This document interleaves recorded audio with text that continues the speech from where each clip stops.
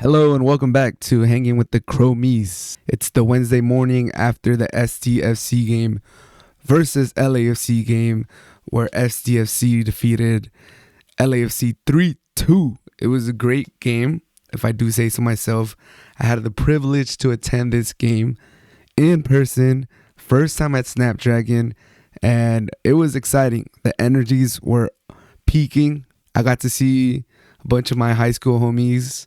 Got to see, shout out Lauren, shout out Maudie, shout out Jason, shout out Bravo, shout out Jesus. Got to see a bunch of my high school homies, little high school reunion at the SDFC game. Got to see a lot of my old roommates. Shout out Issa, shout out Andres, and their girls and their homies that came through to SD from LA. It was a great atmosphere too, if I do say so myself. For the most part, LAFC fans were great. They had their section on the other side of the stadium. And, that night was vibes. 3-2 win for SDFC. 5 goals in one half. Chucky Lozano comes back. We get 3 points. We're in third place in the West. We get our first home win. Mighton looks hella good. We're still looking like a really good team to start off the season. Make impact subs. We're able to hold on in the second half. Got to talk about that. How we kind of struggled to break down their defense once they had 10 players. But there was also some negatives. There was fights. A San Diego FC fan unfortunately got sucker punched by a LAFC fan. And it wasn't all just friendly and kumbaya. There was some violence in the stands. There's a lot of Reddit posts talking about it. And yeah, unfortunately, it played out like that. Unfortunately, I don't think this is going to be the first and only incident that happens, just because it's like it's a start of a rivalry. It got marketed like that. Everyone knows it's gonna be like that. SDFC versus LAFC, San Diego and LA. They're known for not liking each other. SD and LA are known for not liking each other. Not too much, because San Diego, if we're keeping it real, hasn't lived up, hasn't been there to make it competitive in a lot of sports. We don't have a football team. We don't have a basketball team. Now we have the Padres and San Diego FC to represent us. So we're there. We're here. Let's get it. Let's start this rivalry. Let's represent San Diego. But, if you were to tell me the next time the Padres play the Dodgers at Petco or at Dodger Stadium, do I think a fight is going to happen? I would say yes. I would put my money. I'm not a betting man, but I would put my money that a fight would happen. So it's unfortunate that it happened in Snapdragon, the first ever SDFC versus LAFC match. But, it's not like we couldn't have seen it coming. What I would say is I was a little disappointed in how the San Diego police, whoever was out there in those videos, behaved, how they stood up for SDFC fans. And a SDFC fan clearly got sucker punched. If you guys haven't seen the video, it's on Twitter, it's on Reddit. If you want to find it, you can find it. It's there. So SDFC fan gets sucker punched, gets hit without looking. And these San Diego police officers, maybe they didn't want to escalate.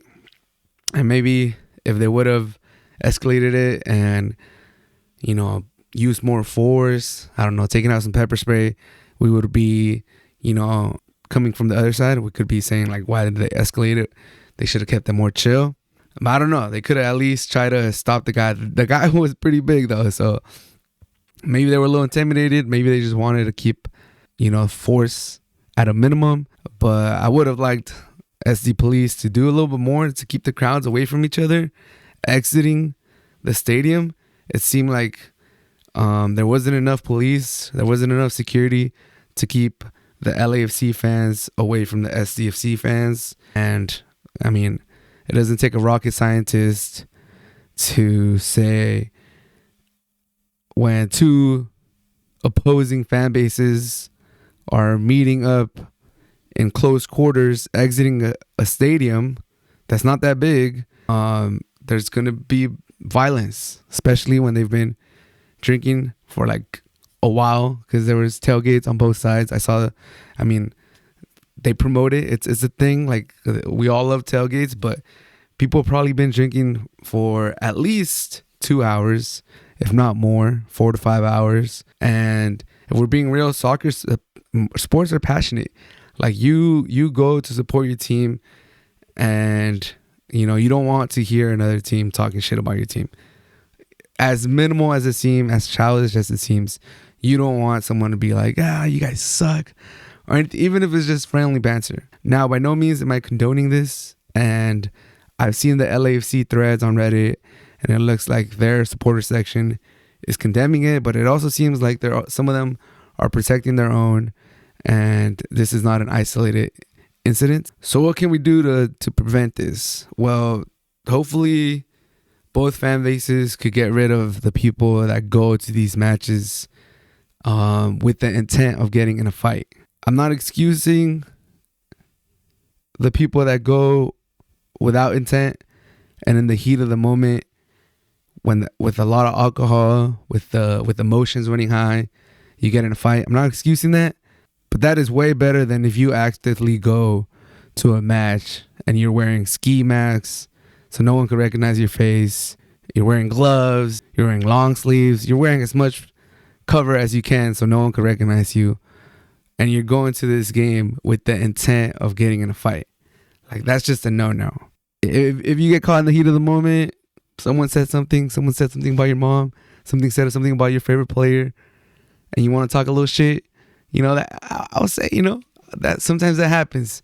Now, hopefully the shit talking doesn't escalate to fist fighting and an all-out brawl and two fan bases going against each other. But, sometimes that happens.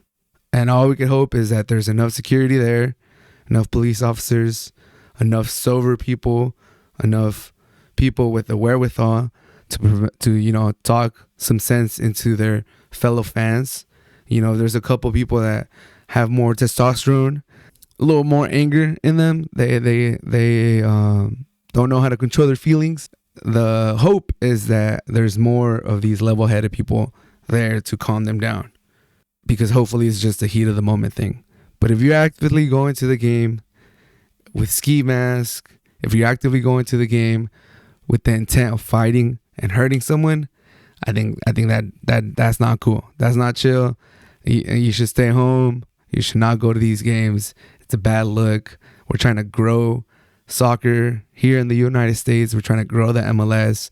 San Diego FC is in its first season, but LAFC fans should know that their team's not that old. They were in the same position not that long ago. They're trying to build a culture. They're trying to build a respectable team. They're trying to build an identity as a supporting section. They're trying to build an identity as a worldwide team, because now the MLS, we're not just playing against American teams. Long gone are those days where it's just New England Revolution against Galaxy, and Columbus Crew against freaking Houston Dynamo or something, Red Bulls. Like, we got Messi in the league. We got Suarez in the league. We've had big name players. We've had Beckham. We had Pirlo, Gerrard, Lampard, Henry, Thierry Henry. We've had a lot of players in our league now. We're playing Conca Champions. We're playing Club World Cup. The Club World Cup is in the States. You know what I mean? The World Cup is in the States next year. It's in Mexico. It's in Canada. We're already having a lot of other issues. If the U.S. is even going to invite the rest of the world and welcome them with open arms, we don't want to be known as a country that's also, not safe. We're a year away from the biggest party in the history of the world. So hopefully this is just, it doesn't keep happening. Hopefully LAFC fans and their supporter section are able to find those bad apples, get them out of there. Like I said, I'm not one of those people that is shocked that a brawl could happen. Like I said, I follow a lot of sports. Like, I'm a Real Madrid fan, I'm a Club America fan, I'm a Wolves fan, SDFC fan, Padres, all that good stuff. I'm as big a sports fan as there is. So I know how it is. I'm not surprised that it happened. Like I said, you go to a Padres-Dodgers game, you're more than likely you're going to see a fight. More than likely there's going to be a brawl in the stands or in the parking lot. It sucks, but that's sometimes the way it is. Like I said, the most you could hope for is that there's more level-headed people than drunk, inebriated people with a lot of testosterone, and that there's enough security and police officers to, stop it rather quickly as soon as it starts. You know what I mean? And then they get kicked out. Everybody could, everyone has a little TikTok clip. Everybody has their story. Everyone has their, tweet, funny little videos. Someone got a little drunk, threw a couple punches. They got kicked out. Nothing really happened. Those people got, kicked out. Security handled it. Everybody went back to watching the game. Bada bing, bada boom, So I think that's the main fault that I see here, is that it looked like SDFC didn't have enough security in place, didn't have a proper exit plan for the LAFC fans to get out of there without having to cross paths with so many SDFC fans. And hopefully this is a learning experience.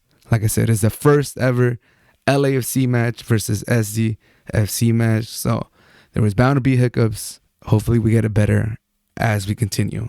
Now, is there going to be another more heated match than this one? Probably not. I've heard LAFC fans are a little more chill, so we'll see how that happens. I don't even know if they come to SD this season, but if they do, we'll see how that goes. Earthquakes, another California team, could be a natural rival for SDFC. I think San Jose fans are known for being a little more chill too. And off the top of my head, I don't know if they come to San Diego this season.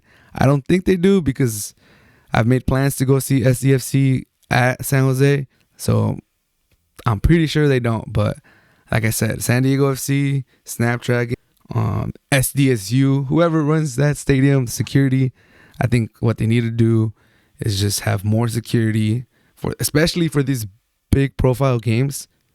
Have a better exit plan for the away fans to get out of there without interacting with so many SDFC fans. And both supporter sections, if they can, they need to get rid of those bad apples that go to matches with the intent of getting in a fight. Like I said, if it happens in the heat of the moment, hopefully there's security. Hopefully there's enough level-headed people to keep it down. Because, as sad as that sounds, as bad as some people don't want to hear this, it's going to happen. People are drunk and they're so prideful for their teams. So all we could do is security in place and try to keep level-headed. Let the level-headed fans be there to keep people down. That being said, I hope there was no serious injuries, and I hope everyone's okay. I haven't really followed up on the guy that got knocked out. It looked a little rough, but hopefully he's making a swell recovery. Now for the match itself, my God, that first half, I'm gonna put some videos on this. If you're just listening to the pod, go to YouTube or Spotify, because I will upload the video. Hopefully it doesn't get taken down. Hopefully I don't get copyrighted. It's my own video and I paid to be there, so I'll probably just put a little disclaimer saying not my MLS property or something like that. But I was on the end where they scored the 5 goals. So they scored attacking towards the San Diego supporter section, and I was in the section 1 over. So that was really fun. I got to record both of the free kick goals from SDFC, Christopher McVeigh and Valakari. I got to see both of those goals. I recorded them. I had it over my head, and I was like, "Bro, we're about to score here!" And boom! McVeigh's header was a nice one. Went up there and got it.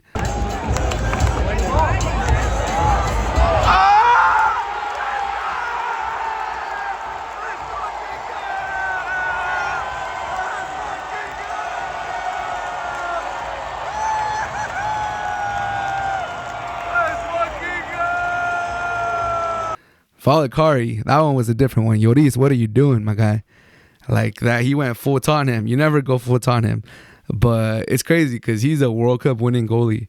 Like I was talking to Jason, my homie, and we're talking about damn, that's really a World Cup winning goalie in front of us. Like we're seeing him in San Diego, in the MLS. Like this is cool. And obviously boo him because, he's a LAFC keeper. But it was pretty cool to see him there. And then, as he's been known for in his career, he'll have a lot of good saves. He'll have a lot of moments, and then he'll do a little howler here and there. And true to himself, he has a howler, and Valakari is there to get the 2-0.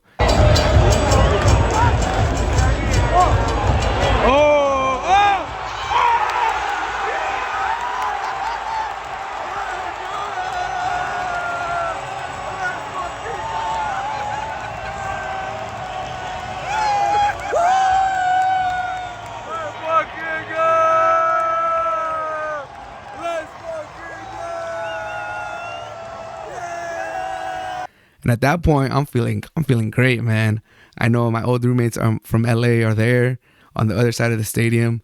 I'm ready to, na na na na, hey, goodbye. And then Alex Mighton, I think he was making one of his first or second start from England, gets the 3-0 in the 40th minute, and I'm like, oh, we good. Like it's curtains for you guys.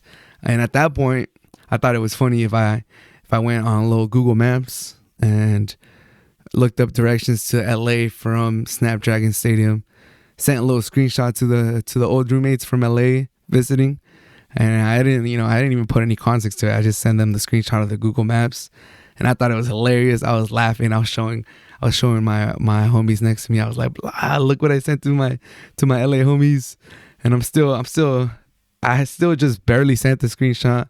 I'm still laughing. I love giving myself props when I think I do something funny. Sometimes it's not as funny as I think it is, but I'm over here cracking up like, we're up 3-0. We're up 3-0. It's bad for LAFC. We might score 5 on these fuckers, it's bad for them. And then they get 2 back. They got 2 back before the half. And we were still winning. We're still winning. They scored a banger of a goal. Like, we got to give them a props. I think it was Smolyakov. He scored a banger of a goal. Hit the top bin, hit the crossbar, went in. Nothing Dos Santos could do. Just an absolute screamer of a goal, man. Like, that was just beautiful. And I'm over here like, okay, they got 1 back. Then they get another one. I'm just like, oh my God, bro. And like the stadium goes quiet, bro. It's 3-2. We're not even losing. We're winning at the half. Like a 1-0 would have felt better. 3-2 after being up 3-0. And they added like a lot of time. I think they added like 7 minutes or something. So their second goal came in like the 50th minute, 5 minutes into aggregate. And we're over here like, what? Like, we go up 3-0 in the 40th minute, and at halftime it's 3-2. Like, bro, be for real. The second half, I mean, everyone knows that was the final score. There was no goals in the second half.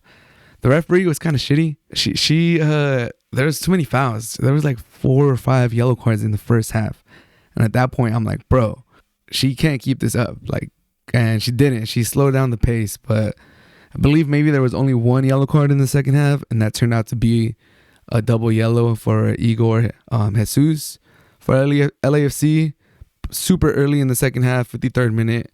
And after that, it was, SDFC controlled possession for most of the second half, but didn't really do too much with it, if I do say so myself. Like, we looked more dangerous in the first half when we scored 3 goals. For some reason, this is the second time we play at home against 10 players, and it's been a struggle. It's been a struggle to break the other team down, and it doesn't, like, we don't seem to take advantage of having another player. And LAFC was still looking a little dangerous. Like, they still had their shots in the second half. Not too many on target, but they were like just missing the goal. And towards the end, last 3 minutes, 89th minute, they get a shot outside of the box, and it looks like it's going. From my angle, it looked like it was going bottom left corner of Dos Santos' goal. And Dos Santos was beaten, man. Like, if you saw the replay, he's stretched out to his left. He's trying to get there, but the ball is past him. Thankfully for us, it kept opening up, and it just barely missed the bottom left goal post. If you're Dos Santos, if you're LAFC, it's on bottom right post. But man, it was like we could not get the goal to put them away. Chucky Lozano came back in the second half, 72nd minute, I believe. And I mean, he had a solid game. He looked like he had a lot of width and a lot of space on that left side. And he had one key chance right after coming in. And we're thinking over here like, damn, like what? Because he actually got it maybe like 10 yards before his shot. And like as he got the ball, like the whole stadium rises up. You could hear the excitement. And you're like, ain't no way. Like he's really about to score within the first like 5 minutes of coming on after missing a month in San Diego versus LAFC. Like this is going to be poetic.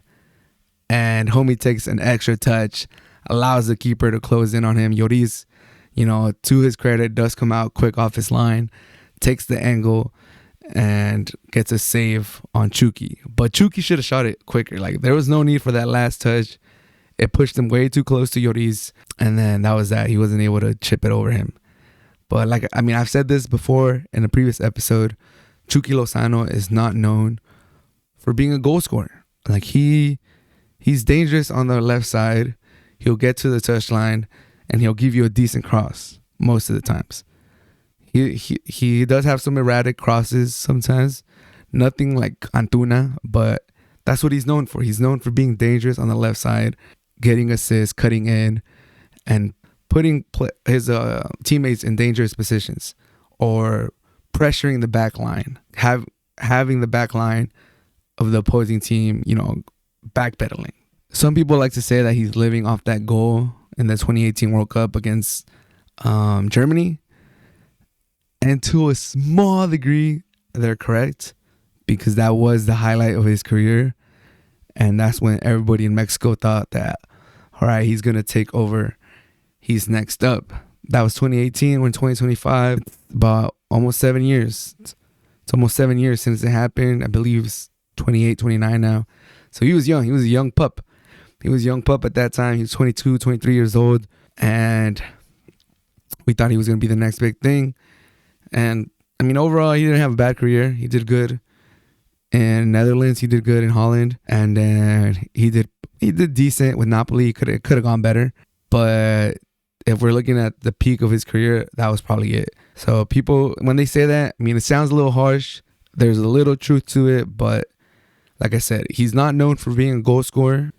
I did expect his goal scoring to go up just because of the MLS, and that's no slight on the MLS. That's just the facts. The defense is a little weaker over here, and he still hasn't scored for us. So, like I said, we'll see how it plays out. I'm very happy that he's back in the lineup. Like I said before, and I'll keep saying it, the MLS is very DP dependent, just because of the salary cap and how DPs work. So it's good to see him back on the field, and I hope he has an immediate impact in these next games. But I will say this, Maiten looked really good, in my opinion. Maybe it was because he was playing on the left side, and I was on the right side. So we're like directly opposite. Like I'm on the right side facing this way. He was on the left side attacking this way. So he's in my clear point of view. Like I had a direct path to see Maiten the whole game, or like the whole first half. And he looked dangerous. Every time he got the ball, he was doing like a little step over, a little shiftiness, a little here and there. And he got a goal. He looked dangerous. He was getting the opposition to backpedal. He was pushing them back into their box. I think he did really good. He scored that goal. He looked dangerous. He had some nice dribbles. He had a little flair to him. I like what I saw from Maiten, so keep an eye on him. He's going to be good. I do like Valakari too. He got a goal. He got the easy goal that Lloris left for him. There's a lot of positives. Drea looks solid. He's cooled off a little bit since his hot start, but he looks like he's going to be a quality player for us the whole season. And Godoy was rock solid. Dos Santos, so far, he's been just good enough. Steady for the most part. There hasn't really been goals that I'm like, damn, if we had a better keeper, they would have stopped it. He stopped what he had to stop so far, I feel like. So McVeigh has been good on the defense. Kumado is an impact sub, brings speed when he comes in. So far, like I'm liking what I'm seeing from SDFC.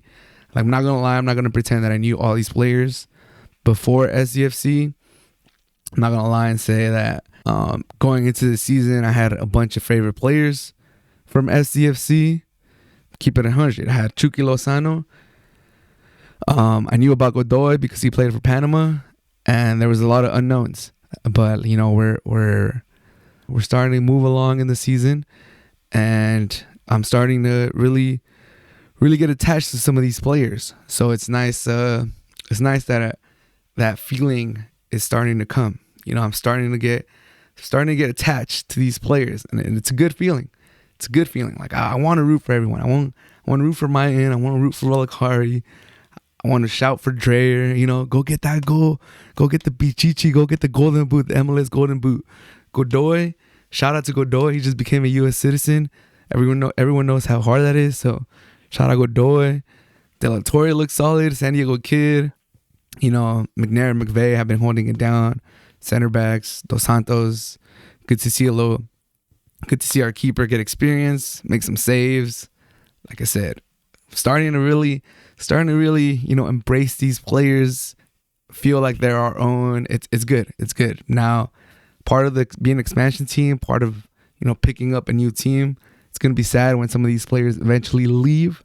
But like I said, it's been nice to build this connection with them as the season goes along. And, hopefully we build that connection here at Hanging with the Chromies. But yeah, it's just been great. It's been great to, build that connection, build that sense of that they're our own with these new players, with this new team. Like obviously we wanted to feel like they're our own from the get-go, and we embrace San Diego FC as a whole from the get-go.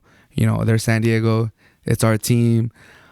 But as these weeks go along, as we get more games in our belt, as we get more, tears, scars, as we lose our voice more, supporting them in person, in our couches, at a bar or somewhere, we built that connection with this team, and it has been a great experience because I love supporting San Diego teams. I was there for the Chargers. They left. Fuck them. The Padres are hot, and I was going to some games before they were hot, but I love supporting the Padres. And now I love supporting, the Wave and now SDFC. And I love getting to know the players. Like I said, I've been looking up, I'm curious. I'm a curious person. I've been looking them up on Wiki. I'm starting to recognize all these names. I'm starting to call for all these subs. And it feels good. I love that sense of being a fan, especially for your hometown team, especially for where you grew up, especially for the city that saw you grow up, saw you turn from a kid to a man. I love that. I love repping San Diego, and I'm super excited to see where this goes with SDFC. It's like a lifetime thing now. I'm a sports junkie. I love sports. We have a club to call our own now, and I wish us the best. We're in third place in the West in our first season after 6 games. So let's keep it going. This is Hanging with the Chromies. If you guys want to come back, please do like, comment, subscribe on Spotify, Apple Podcasts, YouTube, do all that good stuff. We'll do another episode before our next match, a little preview and any news that is lingering around. But yeah, that should do it. Have a great day. Peace.